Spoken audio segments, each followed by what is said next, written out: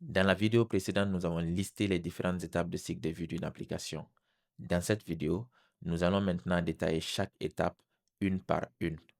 Commençons par la toute première étape, sans doute la plus importante, l'analyse de besoin. L'analyse de besoin, c'est le moment où l'on cherche à comprendre pourquoi on veut créer une application, pour qui elle est destinée et quels problèmes concrets elle doit résoudre. Sans ces précisions, aucune ligne de code ne devrait être écrite. Supposons que vous soyez entrepreneur évoluant dans le domaine de la restauration et vous souhaitiez avoir une application de gestion d'un restaurant. La mauvaise approche pour vous serait de dire, lorsque vous décrivez vos besoins, je veux une application comme Uber Eats, je veux une application qui fasse X, je veux une application qui fasse Y, je veux une application moderne, je veux une application simple.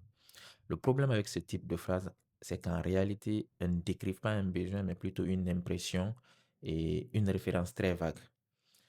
Cela pousse le développeur d'application à réfléchir à votre place et à souvent deviner les fonctionnalités que vous souhaitez avoir.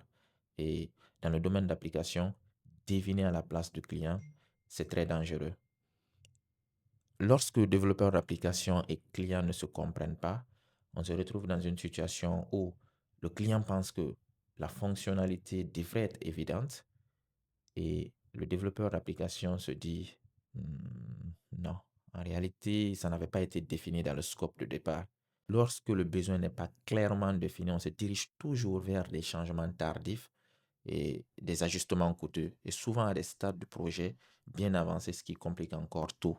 Les bonnes pratiques à adopter durant cette phase du point de vue client, du point de vue entrepreneur, serait de décrire au maximum toutes les difficultés que vous rencontrez. Dans le cas de la restauration, par exemple, ce serait de dire, alors présentement, je suis un restaurant, mais je ne suis pas très bien connu, j'aimerais une page qui va me faire connaître. Je n'arrive pas à bien gérer mes commandes. Lorsqu'une réservation est faite en ligne, parfois on a tendance à ne pas se rappeler de la réservation. Souvent, on oublie d'enregistrer certaines réservations. Ce serait par exemple de dire, j'aimerais avoir un suivi sur la caisse parce que en réalité, souvent, j'ai comme l'impression que je ne fais que perdre de l'argent. Décrivez au maximum toutes les difficultés que vous rencontrez présentement à travers votre situation. Deuxièmement, pour vous, serait de définir pour qui l'application est destinée. Est-ce que c'est seulement à l'interne pour vous les employés? Est-ce que c'est les clients auront accès à la plateforme? Est-ce que les livreurs auront accès à la plateforme? Donc, décrivez au maximum quels sont les utilisateurs qui vont utiliser l'application. Troisièmement, pour vous, serait de définir votre MVP, le produit minimum viable, le produit minimum utile, c'est-à-dire quelle est la plus petite fonctionnalité ou bien quelles sont les fonctionnalités à votre disposition. Vous serez prêt à lancer la plateforme en attendant l'incrémentation. Supposons que vous soyez fondateur d'école et vous voulez par exemple une application de gestion de votre école. En réalité, lorsque vous demandez à des développeurs de concevoir un système de gestion d'une école, lorsque l'inscription est finalisée, en principe, vous devriez lancer la partie inscription.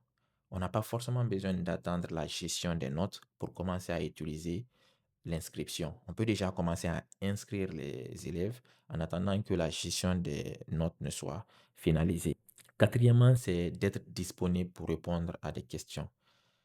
Durant la phase d'analyse et durant la phase d'implémentation, les développeurs ont tendance à toujours revenir vers le client pour demander des explications. Et généralement, lorsque le client n'est pas disponible, ils ont tendance à faire des suppositions. Ils se basent sur leur expérience. Et souvent, pendant les présentations, maintenant que le projet a avancé, on se retrouve dans une situation où le client dit en réalité, c'est pas comme ça devrait être, mais plutôt comme ça. Donc, soyez disponible dès le départ pour vous éviter cette situation. Quelle que soit la taille de l'équipe, quelle que soit la taille du projet, l'objectif de cette phase, c'est d'éclaircir au maximum le besoin pour ne pas se retrouver avec un mauvais produit, même si elle est techniquement très bien développée.